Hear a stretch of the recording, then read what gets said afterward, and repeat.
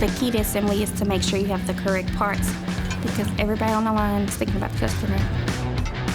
It all starts with the planning, a lot of upfront planning, make sure that we're ready for the build. It's really critical that we have the material that we need to actually keep working. We use nuke meter wrenches to torque the bolt to certain specs.